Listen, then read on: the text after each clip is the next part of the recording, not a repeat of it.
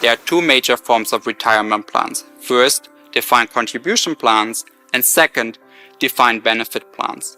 Most employees at private companies save for their retirement into a defined contribution plan, like a 401k plan, while the majority of state and local government employees, like teachers or policemen, have a defined benefit pension plan.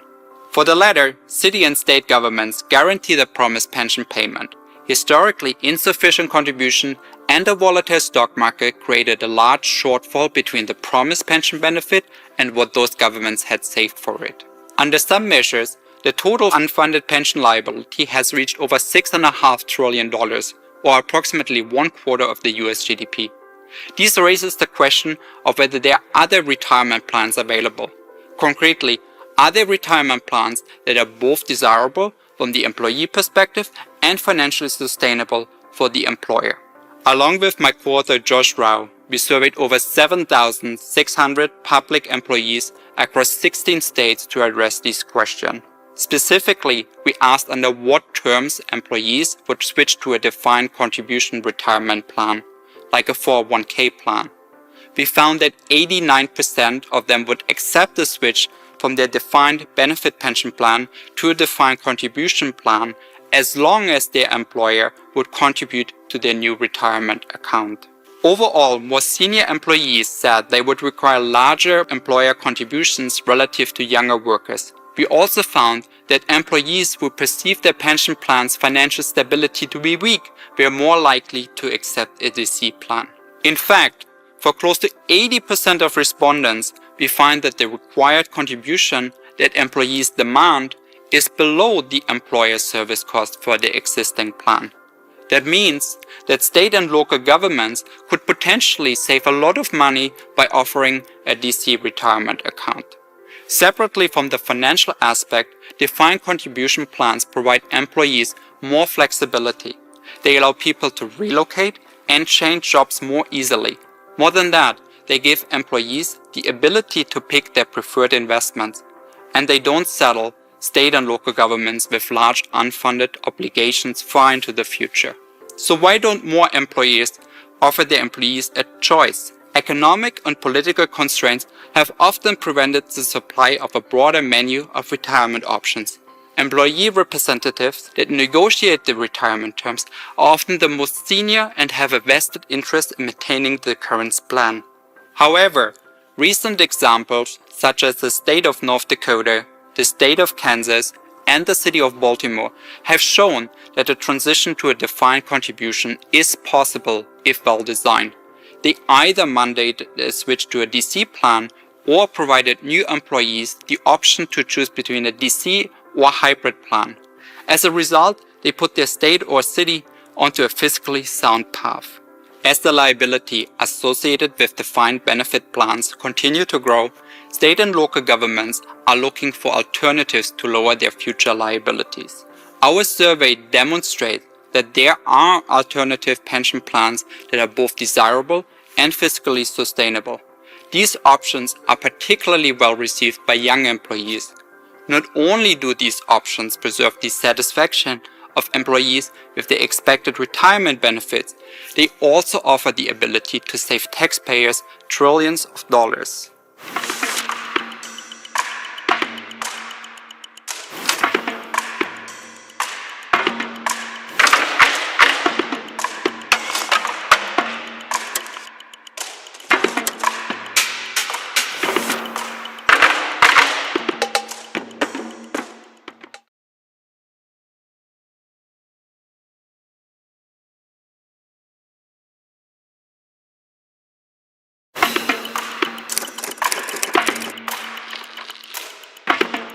If we want to protect all we hold dear at home and ensure America continues to be a force for good around the world, we must maintain a strong and unrivaled national defense. But achieving that in this century requires pivoting from how it was done last century. How we develop the technologies required to field a dominant military and how we enlist the support of our nation's most capable young people has drastically changed. In the Cold War, for example, the U.S. competed with the Soviet Union by building incrementally better large-scale defense platforms like aircraft carriers, fighter jets, and submarines. Leading defense platforms were largely developed in government labs or by major defense primes. Our best and brightest engineers coming out of Stanford or MIT went to work for government-affiliated labs and large defense companies to develop those platforms. It is a new world today. Many of the critical defense-relevant technologies like cyber, AI, additive manufacturing, and satellite imagery originate in the commercial sector. Critical advances in these technologies are not made by government directives, but by consumer demand. And our best and brightest engineers and programmers are incentivized to work for more lucrative options in startups or large companies like Google and Meta, not the DoD or other government agencies. In response to these new realities, we developed the Hacking for Defense program at Stanford in 2016, and more recently established the Gordian Knot Center for National Security Innovation. Our goals were twofold. First, to identify, adopt, and deploy solutions to critical defense challenges at speed and scale, and second, to create greater opportunities for students to get involved and perform meaningful public service short of joining the military or other government agencies. Undergraduate and graduate students with diverse backgrounds and interests ranging from computer science and engineering to business, law, and social science form 4 to 5 person teams to address a pressing defense or national security challenge. Teams are interviewed and selected based on the potential they demonstrate to address their chosen problem. Each team is assigned a sponsor from the military, defense, or other government agency to help them with their initial understanding of the problem and connect them with real-world stakeholders and beneficiaries. Teams are also paired with mentors from industry, Stanford's academic departments, and from Stanford's robust military fellows program at Hoover and FSI. The students employ lean problem-solving methods that require them to conduct at least 10 in-depth interviews with beneficiaries and other stakeholders each week as they test hypotheses, develop minimal viable products, and iteratively move towards deployable solutions. Many of our Hacking for Defense teams have gone on to form successful dual-use technology companies. For example, Capella Space is a synthetic aperture radar company on its way to a $1 billion valuation. It grew out of our first Hacking for Defense class in 2016 and currently provides critical imagery in support of operations in Ukraine. The problem-solving methodology for our Hacking for Defense class has been adapted to address other public sector challenges, leading to new classes taught here at Stanford, such as Hacking for Diplomacy and Hacking for Climate and Sustainability. Encouragingly, with support from partners like the nonprofit Common Mission Project, BMNT, and DoD's National Security Innovation Network, the Hacking for Defense and other Hacking For courses are now taught at over 60 universities across the United States, the UK, and Australia. Our experience with Hacking for Defense helped inspire the establishment of the Gordian Knot Center for National Security Innovation, or GKC, currently housed at Stanford's Freeman Spogli Institute. The center's mission is to solve the most pressing national security challenges at speed and scale and prepare future leaders to understand the implications of the intersection of commercial technologies and private capital with national security. We collaborate with the Management Science and Engineering Department at Stanford to develop new courses at the intersection of technology and national security. In the fall, for example, we teach Technology, Innovation, and Great Power Competition, which explores technological competition between the United States and the People's Republic of China. We've also established the Competitive Defense Innovation Scholars Program to provide even greater opportunities for our students and affiliates to employ their talent and intellect to help solve critical national security problems. Defense Innovation Scholars work across multiple quarters using the lean methodology on both policy and technical challenges, and we regularly convene technologists, investors, and other key players across the defense innovation ecosystem for candid and substantive conversations. Ultimately, I am determined to ensure that the programs we offer, whether at the Hoover Institution or the Gordian Knot Center, empower students and the people we convene are national security resources that can be harnessed to help us prevail in the ongoing global competition to define the future world order. The stakes are too high not to bring these important resources to the fight.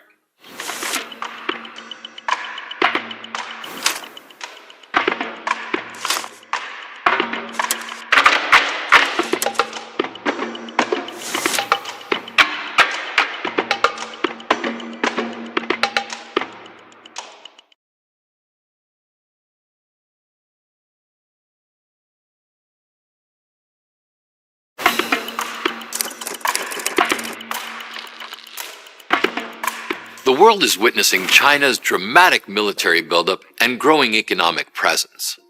What's harder to see is how China is entering our minds and influencing our behaviors.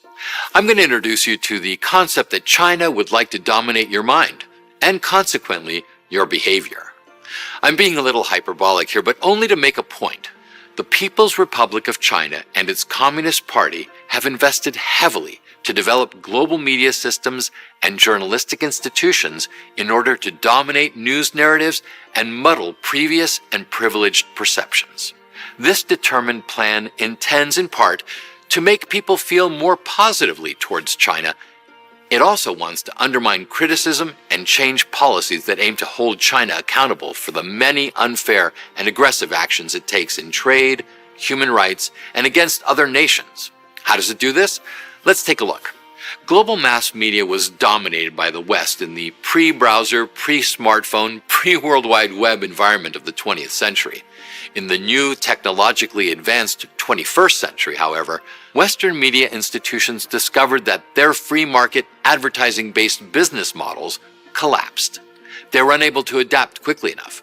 Simultaneously, in this new post-Cold War internet revolution world, global powers like Russia and a rising China found that they could suddenly compete in, and even dominate, the newly reforming information domain. While Western media institutions were shedding their foreign correspondents and closing their overseas bureaus, places like Xinhua, China Global Television Network, and China Daily were kicking into overdrive. The Chinese party state was spending extraordinary amounts to put as many so-called correspondents and bureaus in as many places as possible as quickly as they could. This was most pronounced in areas where Western correspondents had either retrenched or entirely disappeared. Latin America and Africa have been two ripe targets for this infusion of individuals and media infrastructure. China's media workers do not report and analyze the news to underpin and strengthen democracies. Instead, they're there to undermine Western institutions and governing structures. They feed these nations anti-American and anti-Western messaging and regularly accuse the West of being neo-colonialist. There is little to no credible Western counter to this persuasive propaganda. The kicker? Chinese media institutions are not only misinformation and disinformation channels, they are also spy networks. We in the West call our journalists who gather information for the public reporters. My book, Spin Wars and Spy Games, made clear that both China and Russia use their reporters as information-gathering operatives to function as both witting and unwitting spies. The United States government came to some of these same conclusions when it recently required Chinese and Russian news organizations to register under the Foreign Agents Registration Act. An additional complicating factor is the role of social media platforms. From Facebook to YouTube to Twitter X, these American-based mass communications platforms have aided and abetted the distribution of our adversaries' misleading narratives and disinformation. Add to this the China-run and inordinately popular platform TikTok. Given TikTok's ability to micro-target its audiences with individualized, tailored propaganda, susceptibility to the threat from China becomes even greater. Much of how we behave and what we believe is shaped by our consumption of news, information, and data. As China and Russia continue to shape the global information environment and influence foreign electorates, authoritarian narratives and preferences will increasingly dominate our political discourse. What does this propaganda sound like? Here's how China put it recently. America's bullying tactics are incessant and diverse, but they all boil down to suppression, containment, and defamation. That attack on America sounds a little ham-handed, but China delivers this message daily and globally, both more subtly and via surrogates. The ongoing challenge to democratic open societies will be to continue providing a healthy, trustworthy, and unpolluted information environment. As a result, the battle for our hearts and minds is far from over, and we're slowly fighting back. Social media platforms have started to confront disinformation campaigns by clearly labeling Russian and Chinese media organizations as state-funded. Further, there are multiple academic, nonprofit, and government efforts to shore up local news organizations in the United States to provide citizens with credible and trusted information. Finally, an active, healthy, conscious understanding and awareness of foreign influence campaigns against the West is the most powerful step towards managing their effectiveness and countering their power.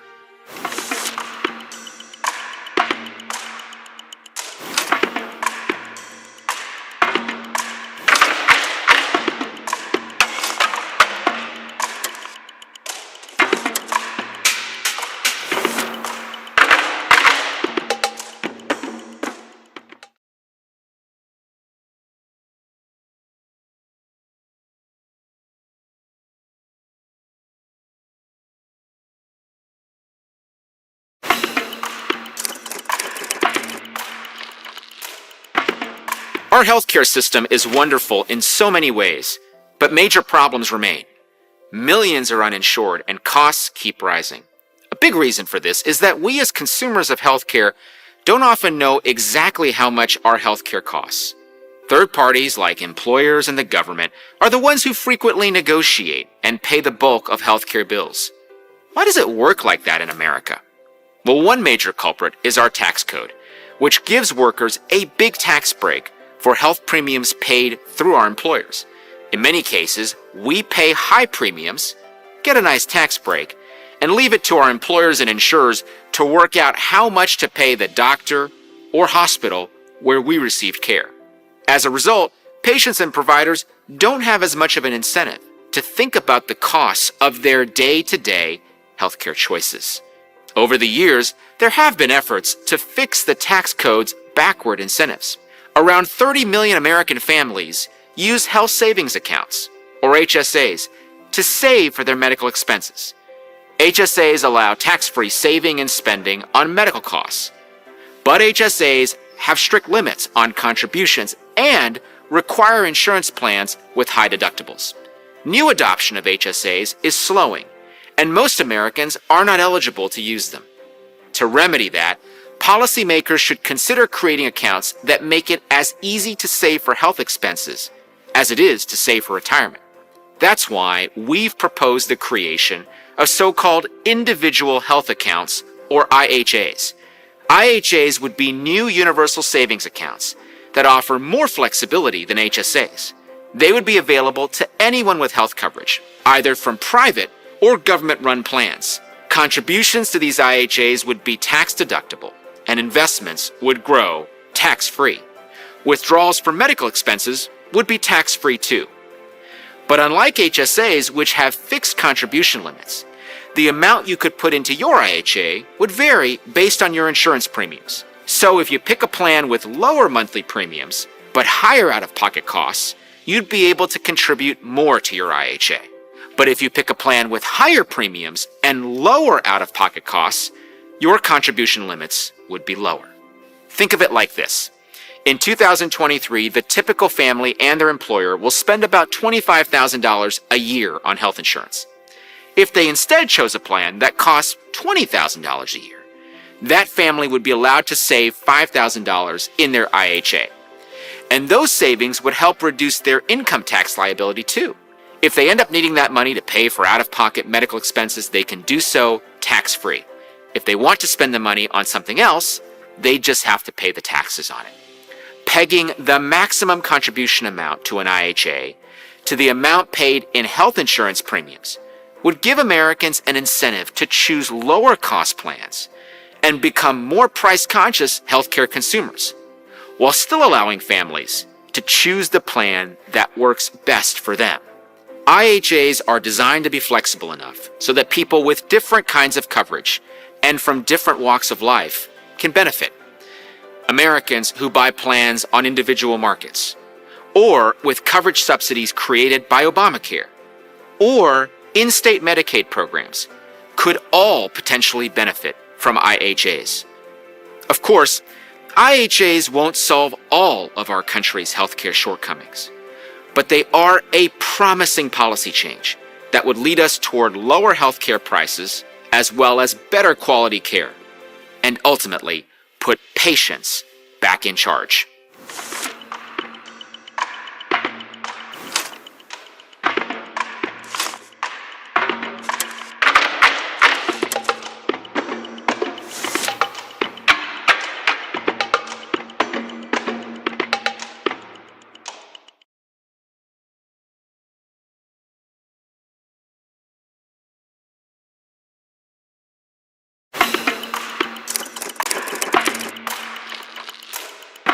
There is a broad consensus that something has gone terribly wrong at America's universities. Faculty report that they walk on eggshells in their classrooms. Invited speakers are heckled. Students denounce one another. Fearing one another, they keep their ideas to themselves. A necessary first step in fixing something that is broken is to diagnose the problem. Let us therefore start with the fundamentals. Universities play a crucial role in democratic societies. Their task is twofold: to conduct research that sorts out what is true from what is not, and to teach future generations the critical thinking skills necessary to perform this analysis on their own. There is an inherent tension baked into sorting out what is true from what is not. The reason is simple. When people disagree, it generates feelings of discomfort. That is especially the case when they realize that what they thought was true is shown to be false. Threats to the freedom to follow logic, reason, and evidence wherever it takes faculty or students historically tended to come from outside universities. Today, and for the last 20 years or so, threats to academic freedom have tended to come from inside universities. What has changed? The short answer is the growth of immense bureaucracies composed of non-faculty administrators. University bureaucrats are not in the business of sorting out what is true from what is not. They are in the business of growing their bureaucracies. It would not take lengthy argumentation to show that many university bureaucrats are also in the business of social engineering. The most generous interpretation of the motivation for social engineering by university bureaucrats is that they see their task as minimizing feelings of discomfort among students. To that end, university bureaucracies have redefined a word in common usage: harm. Harm in common usage has multiple meanings, such as material harm or bodily harm. But what all of those meanings have in common is that harm can be objectively established. Harm has now been redefined by university bureaucrats as feelings of discomfort, which means that it cannot be objectively established. It is a subjective state of mind. Their goal is to keep students safe from those feelings. The implications of this change are many, but first and foremost, it means that the goals of the bureaucrats, the duties of the faculty, and the aspirations of students are not aligned with one another. The bureaucrats, in fact, often come to see the faculty and the students as a problem that the bureaucracy has to fix. My team and I wanted to get a sense of how widespread these anti-intellectual social engineering initiatives are. So we did a study of the top 100 ranked colleges in the United States. If harm means feelings of discomfort, and discomfort can be caused by a written or spoken word, then the bureaucratic solution is to deem certain words harmful and purge them. 14 of the 100 colleges and universities we looked at have, or had, such lists of harmful words. Here is just a small selection of the harmful words in need of purging: American, immigrant, survivor, and man-made. If harm can be caused by ideas, even those that might be implicit in a comment by a professor or an offhand remark by another student, then the bureaucratic solution is to police comments or offhand remarks. University bureaucrats have therefore set up online bias reporting systems that allow students to report on one another, on staff, and on the faculty. These systems are Orwellian. They exist to make complaints about something that someone might have said. 84 of the 100 colleges we sampled have such bias reporting systems in place. Shockingly, among those 84, 82% allowed students to file reports on one another and on the faculty anonymously. The consequences of these assaults on academic freedom are still being played out. In the short term, faculty and students are the losers. In the long run, it's American society that will bear the brunt of the damage as free expression is suppressed and the ability to discern truth and falsehood withers amongst its citizens and policymakers. Academic freedom and freedom of expression are pillars of American society. Their survival is crucial to a flourishing democracy.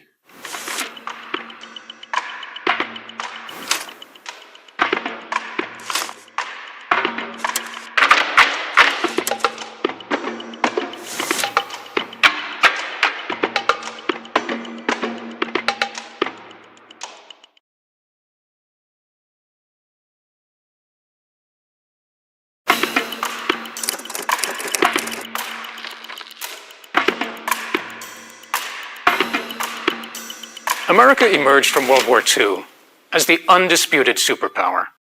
Its enemies were vanquished, its allies were hobbled, and its only rival, the Soviet Union, was reeling from the loss of 20 million citizens. But America's victory came at a moral cost. During the war, the U.S. committed extremely harsh, some would say cruel, acts against the innocent. It imprisoned thousands of American citizens solely on the basis of race.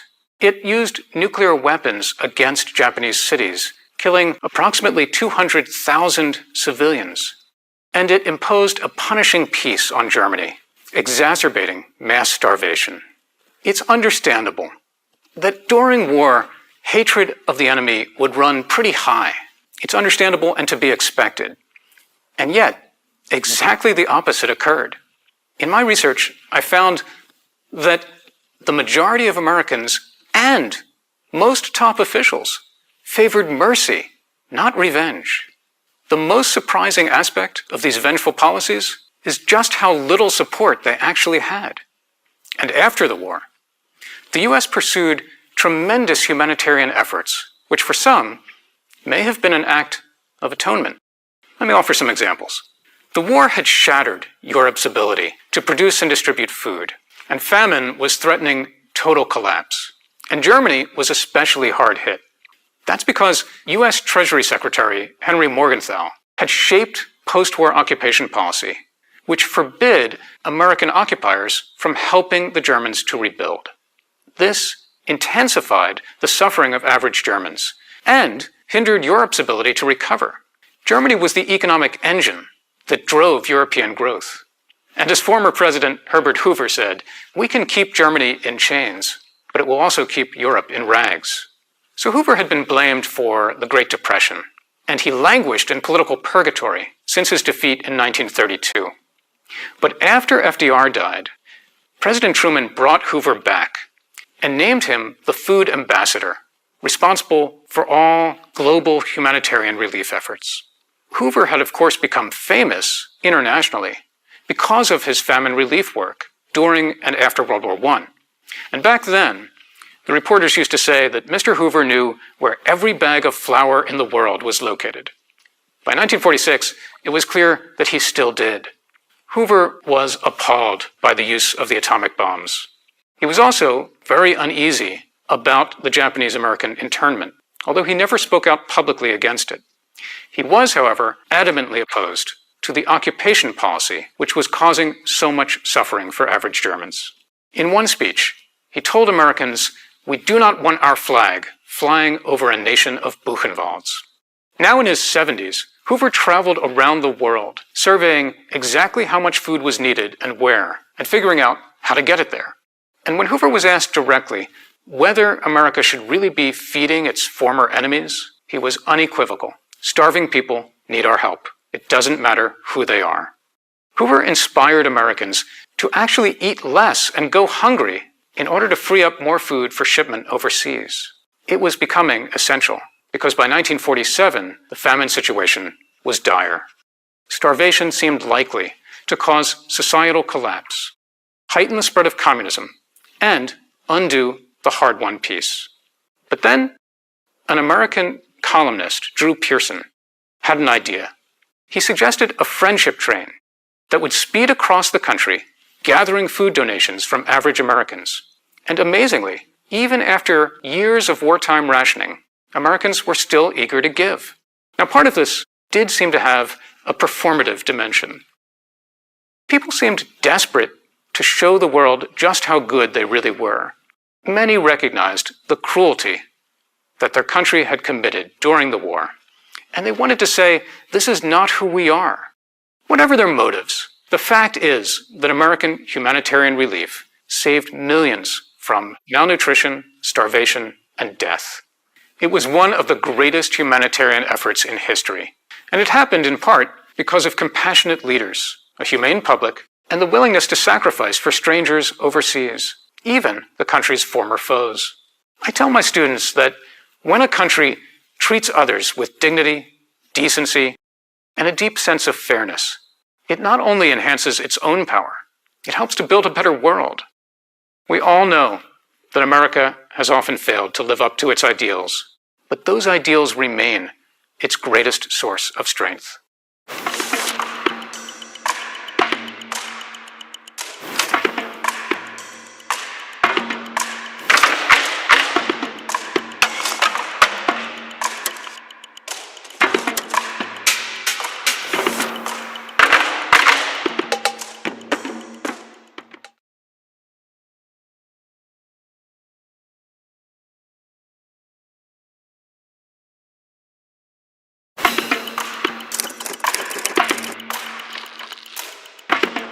Computer modeling is central to climate science.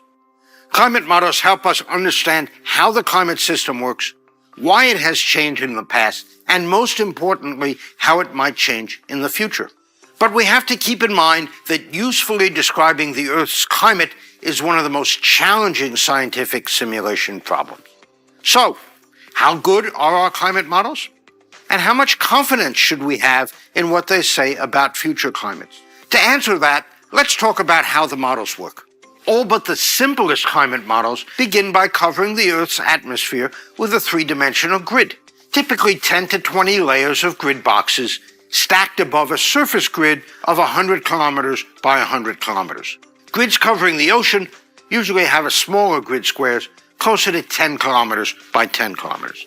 With the grids in place, the computer models use the fundamental laws of physics to calculate how the air, water, and energy in each box at a given time move to neighboring grid boxes at a slightly later time. This process is then repeated over and over. It all sounds straightforward, but it's not at all easy. In fact, it's excruciatingly difficult, and anyone who says that climate models are just physics either doesn't understand them or is being deliberately misleading.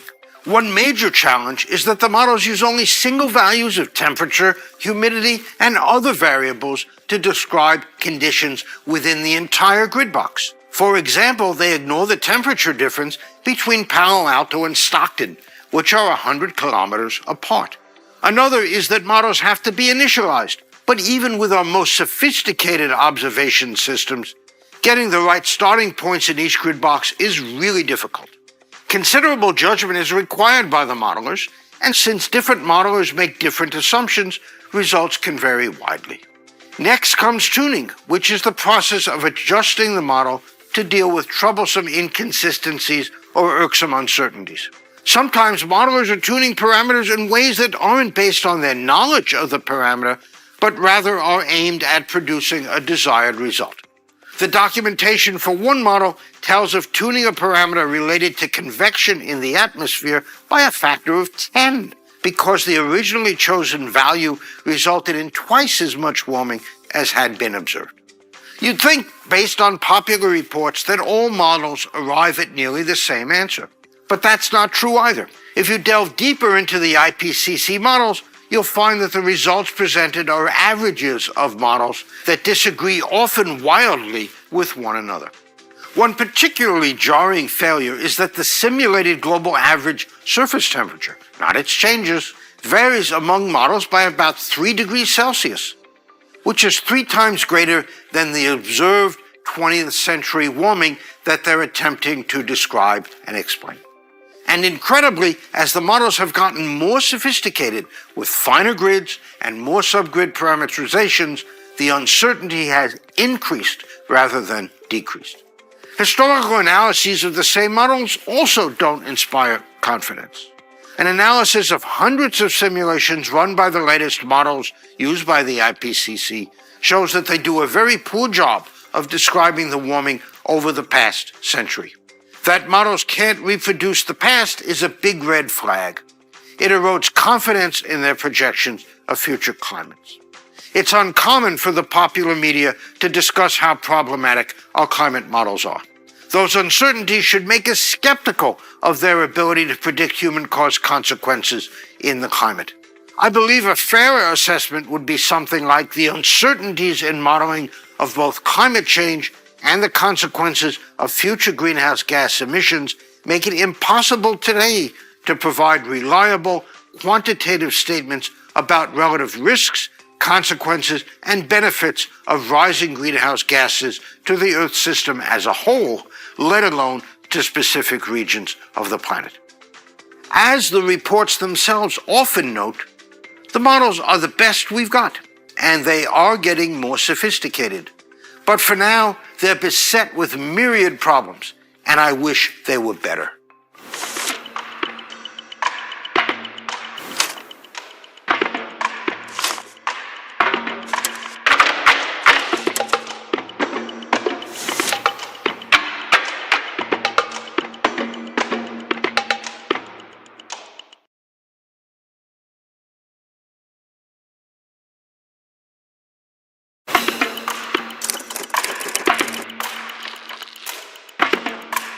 Silicon Valley Bank's failure began several of the largest bank failures in American history, leading the federal government to step in to prevent widespread contagion.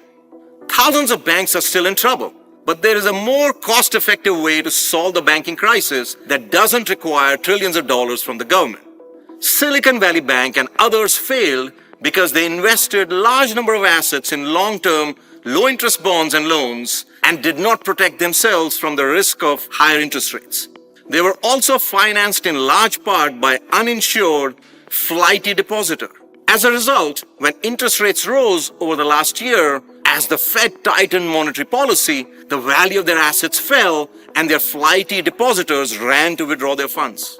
Research that my colleagues and I did during the weekend of SVB's failure suggests that when the assets that all US banks hold are measured on a mark-to-market basis based on interest rates today, that is, not based on the value at maturity, but at current prices if the assets were sold today, balance sheets of American banks are $2 trillion lower than their current book values.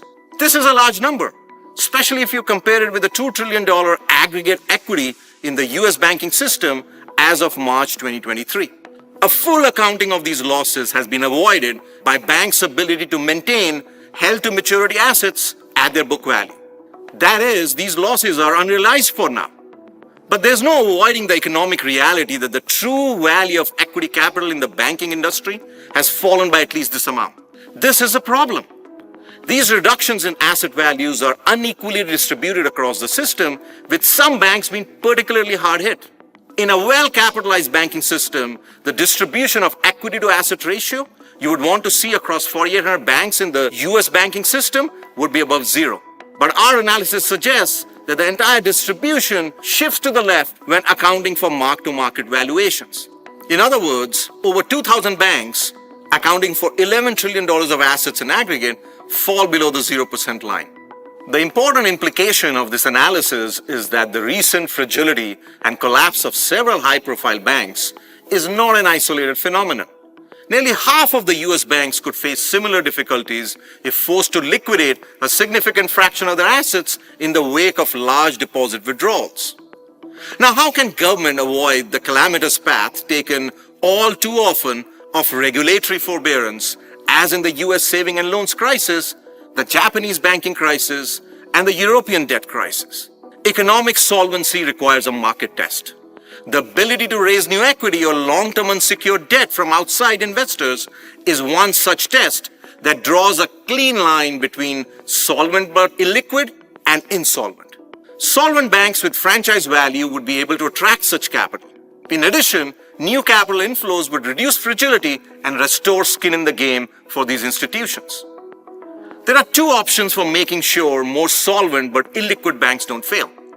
The traditional regulatory lever is to raise capital requirements, that is, to require banks to have more cash on hand available for depositors to withdraw. But that's not a good prescription for solvent banks that are currently stressed. It would result in solvent banks contracting their lending. The course of action we recommend is instead for the government to require raising capital via equity. The amount per bank would be assessed by regulators on a bank-by-bank basis. In other words, banks would shore up their balance sheets by selling public shares or some other form of equity to increase their cash on hand. To avoid the stigma of an equity raise, it would have to be required across many banks.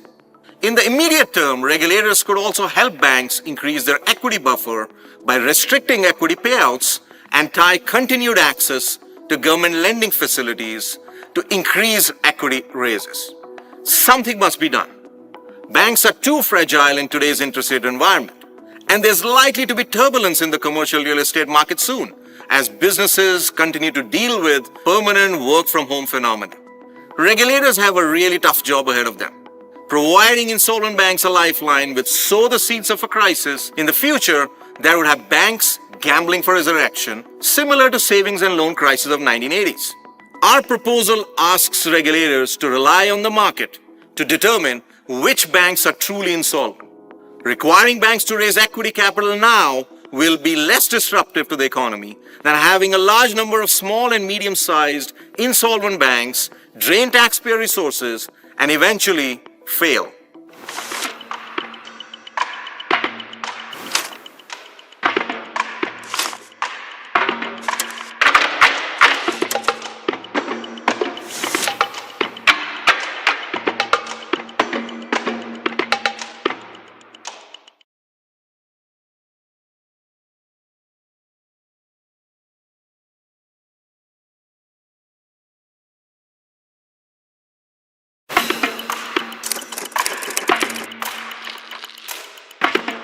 Teachers' unions have a major impact on local school board elections in the United States.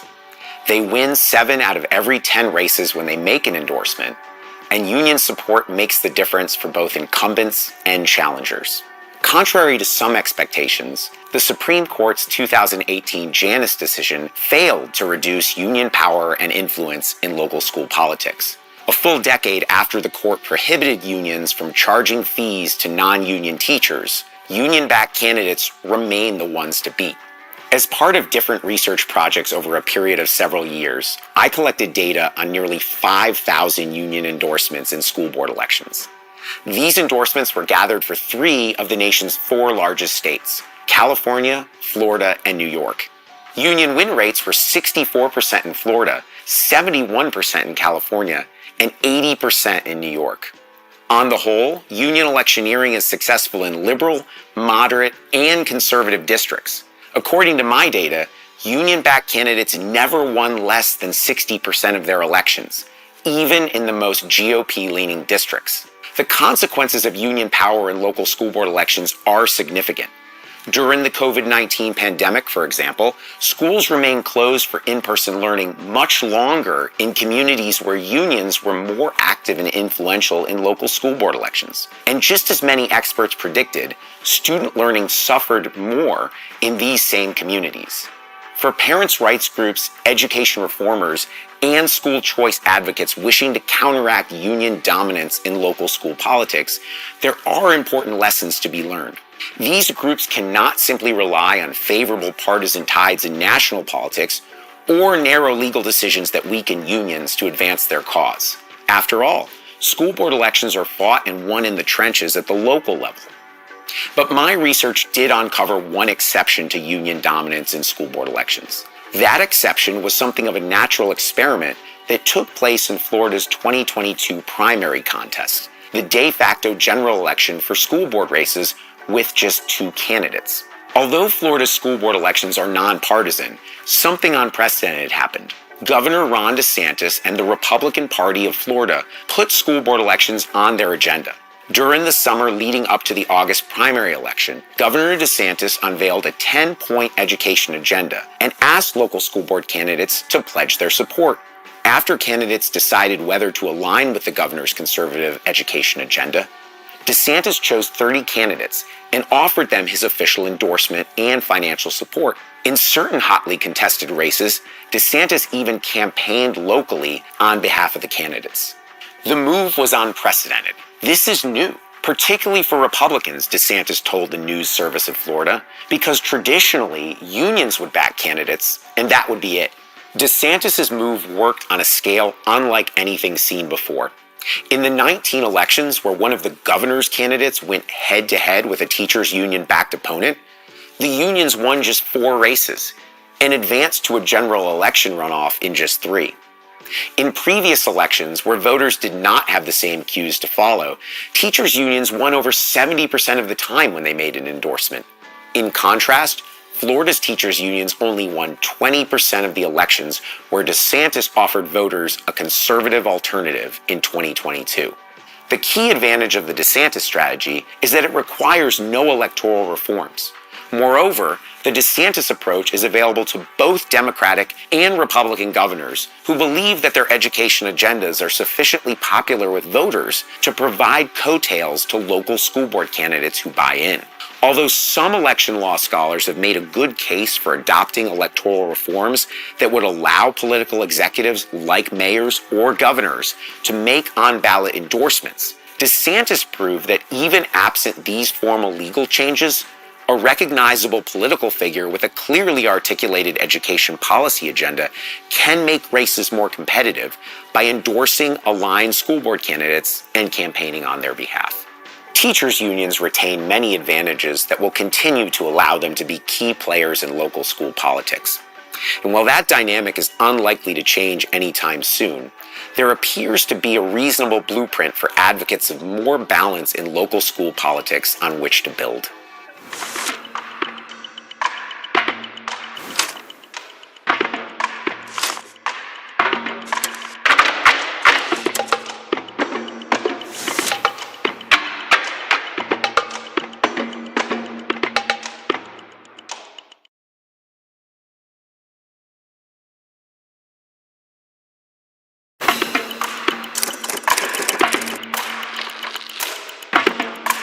War games are having a moment.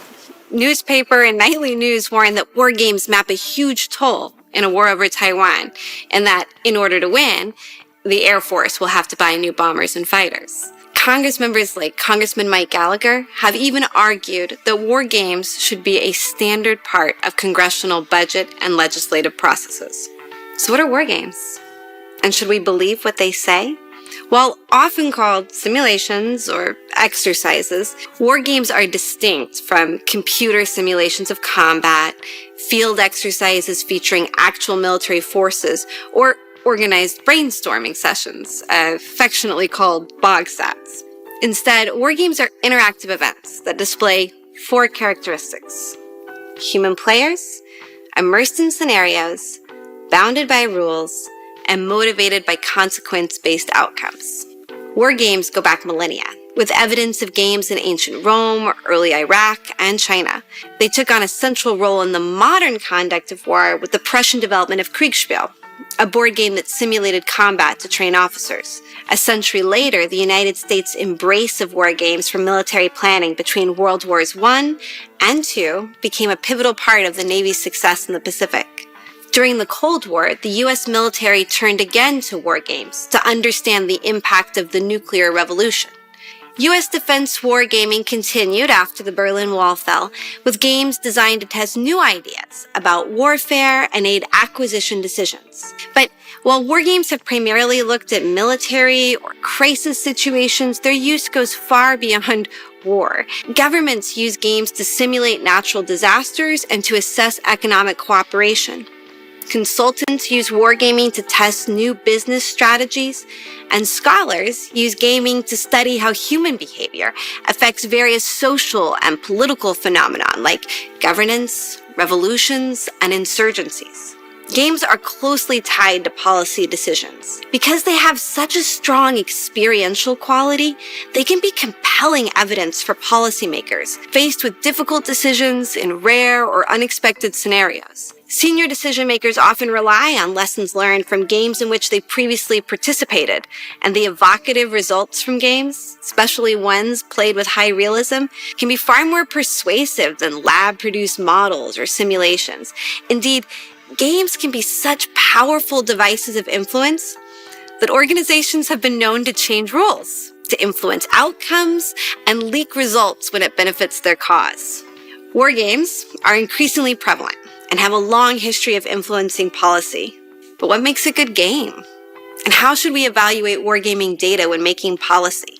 In general, for games that are analytic or designed to answer questions, a good game should have 5 qualities.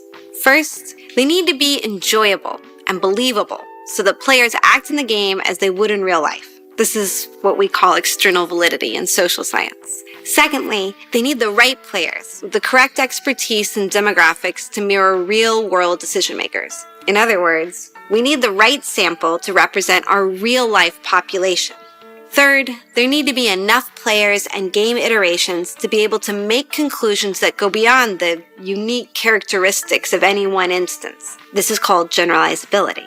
Fourth, good war games control for bias within their scenarios and rules. Things like baking in certain outcomes or creating scenarios that unduly influence players' behaviors. When we're able to control for bias that may invalidate results, we call this internal validity. The best games have both external and internal validity.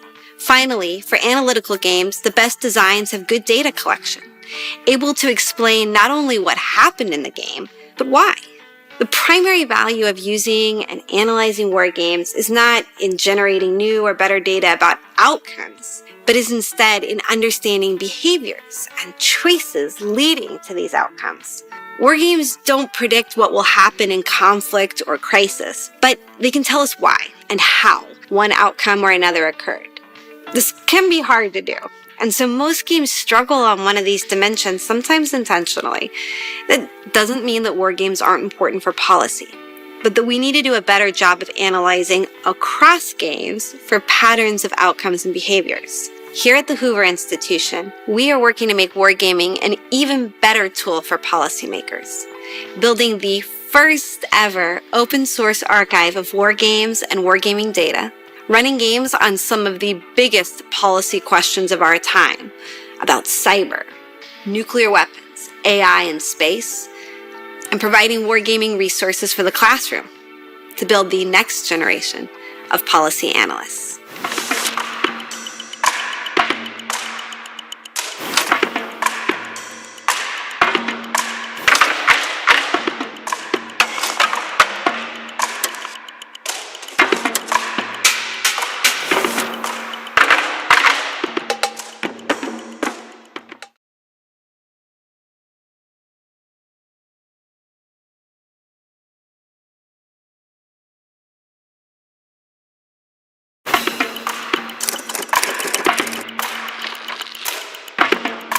What does a fair tax code look like?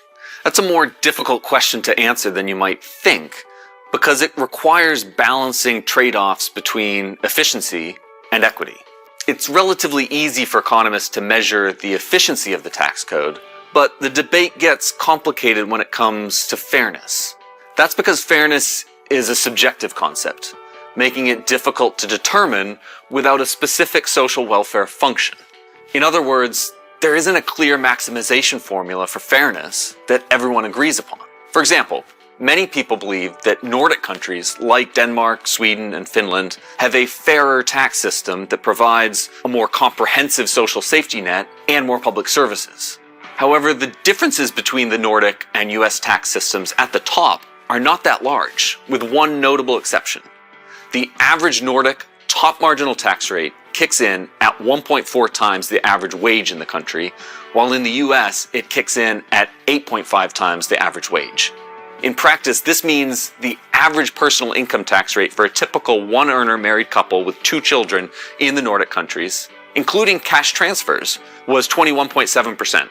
In contrast, that same family in the United States paid just 11.9% in 2019, and it was 1% in 2021 due to a temporary expansion of the child tax credit. Additionally, the average sales or value-added tax in the Nordic countries is 24.6%, while it's only 6% in the United States. Is the Nordic tax system more fair? There's no definitive answer to this question.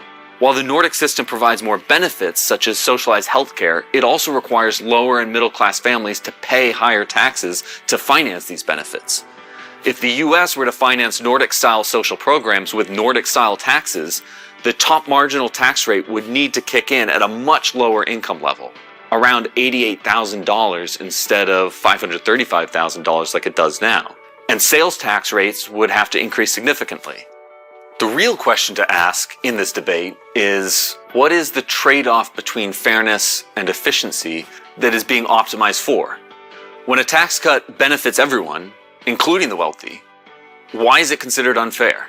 For instance, in 2017, the Tax Cuts and Jobs Act reduced the tax rate on corporate income, leading to opposition and criticism from the academic community because of its perceived unfairness. And yet it resulted in higher gains in both income and wealth for the bottom of the income and wealth distributions than it did for the top. This confusion surrounding the social welfare maximization debate may stem from a lack of distinction between the statutory incidence and the economic incidence of a tax. Statutory incidence determines who legally pays the tax, while economic incidence shows who actually bears the ultimate burden of the tax. For example, when a corporation experiences a tax increase, the burden of the tax often falls on lower skilled workers, even though the tax was imposed on the corporation. A recent academic study found that workers bear about half of the total burden of corporate income taxation. Therefore, it's important to understand that just because a tax is increased against a well-off group does not necessarily mean that it benefits the less well-off. Similarly, just because a tax might benefit those who are well-off doesn't necessarily mean that it comes at the expense of the less well-off. When discussing tax fairness, it is crucial to understand the trade-off between fairness and efficiency. The use of relative terms like fairness muddies the discourse on taxes, leading people to reject absolutely efficient gains that they perceive as unfair, even though they may make everyone better off.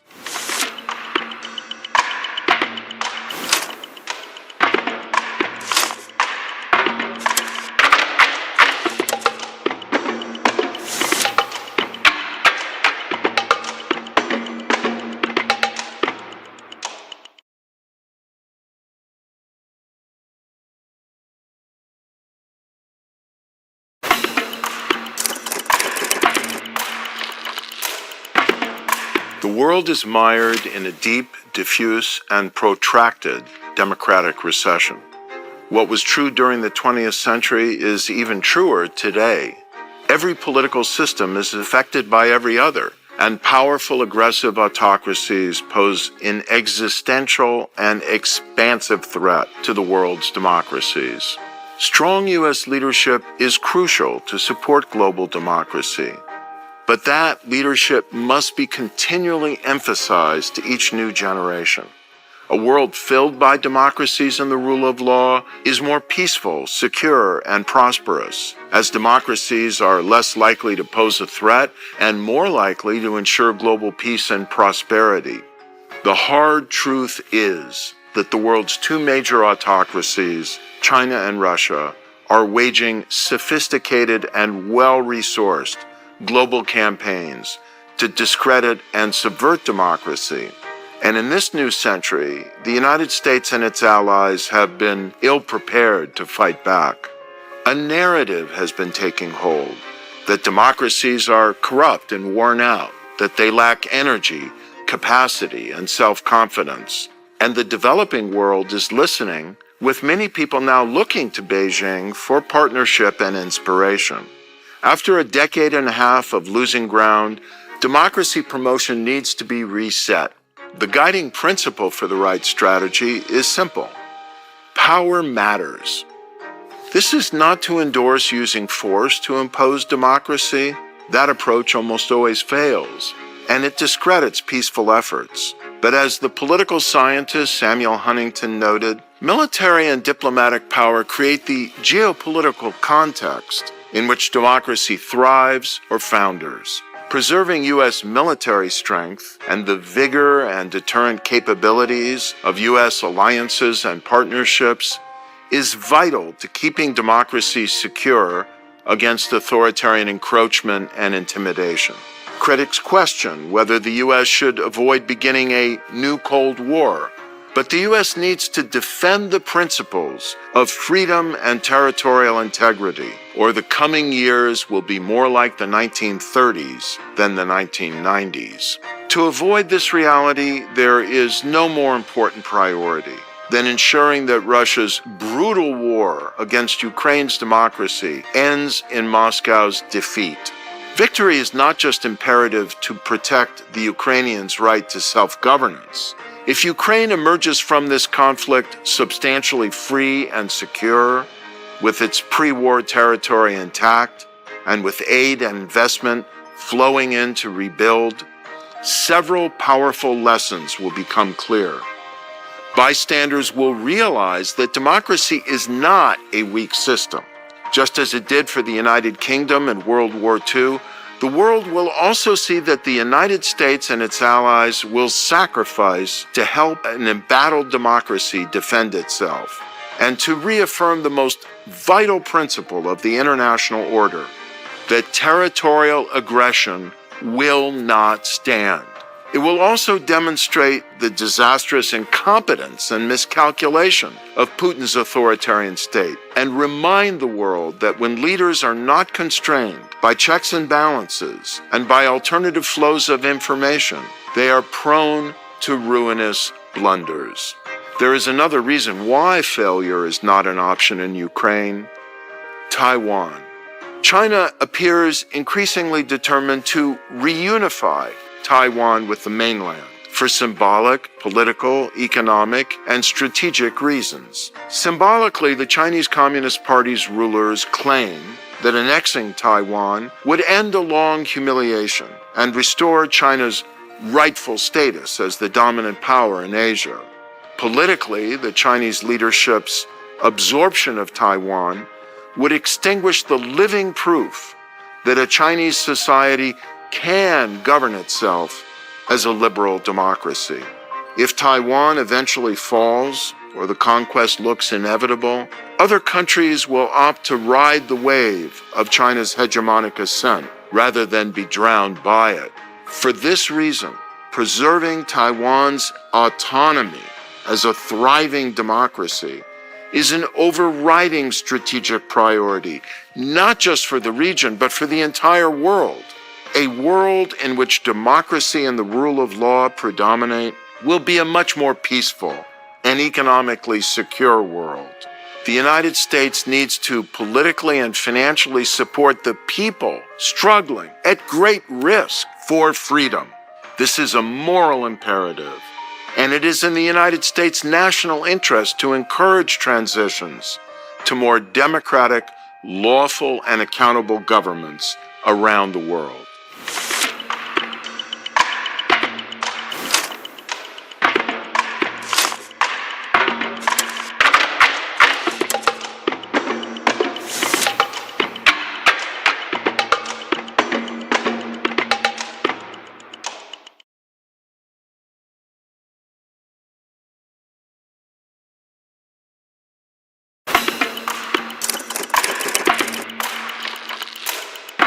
Speaker Nancy Pelosi's recent visit to Taiwan precipitated the largest set of Chinese military exercises in the Taiwan Strait in the last 20 years. China's recent actions, along with Russia's invasion of Ukraine, have led many Americans to reconsider their stance on military support for foreign conflicts.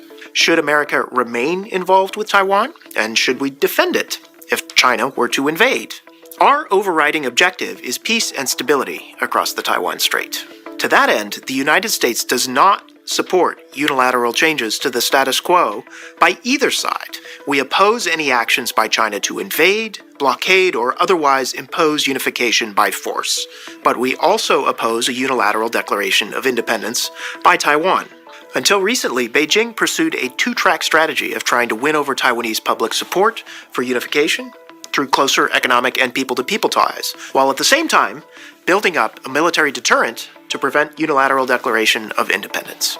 But under Xi Jinping's leadership, Beijing appears, perhaps, to have shifted goals from deterring independence to compelling unification within a finite period of time.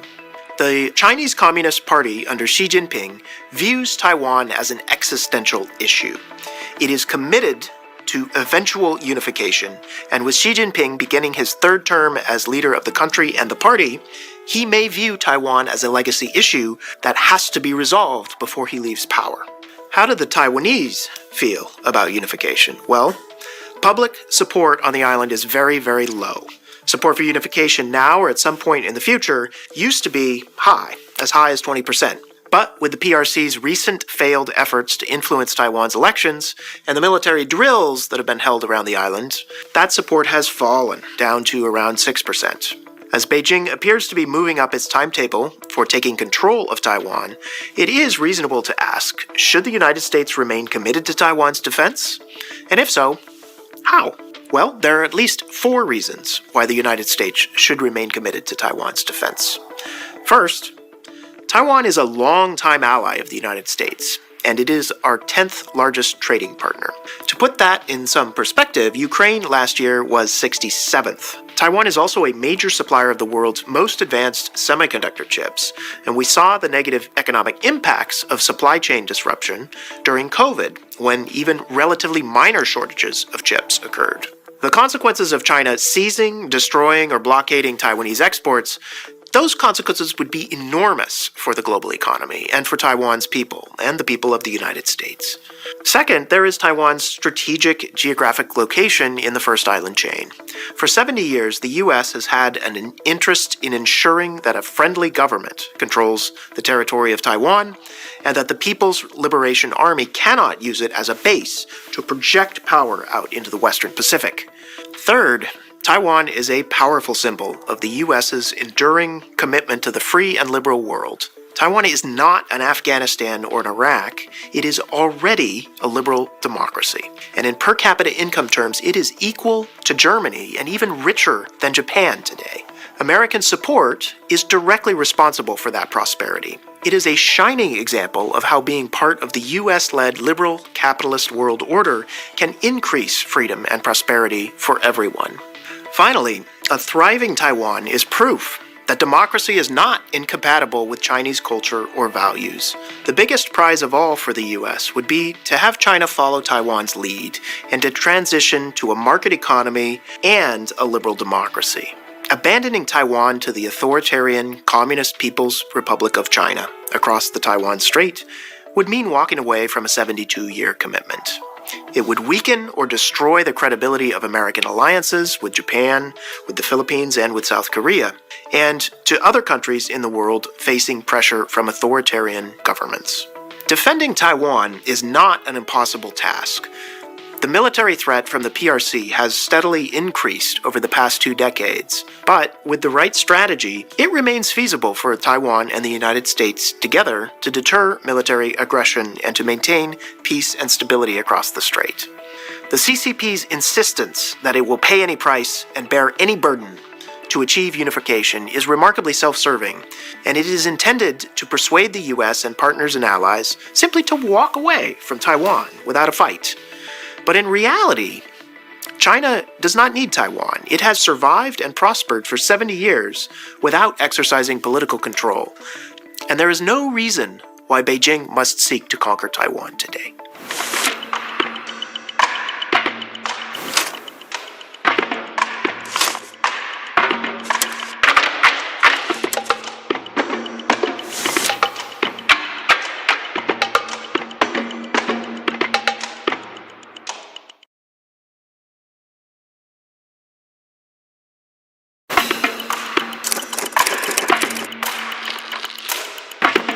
It has gone unnoticed that the largest economic cost of the COVID-19 pandemic will come from shortfalls in student learning from school closures and the general disruption of normal schooling.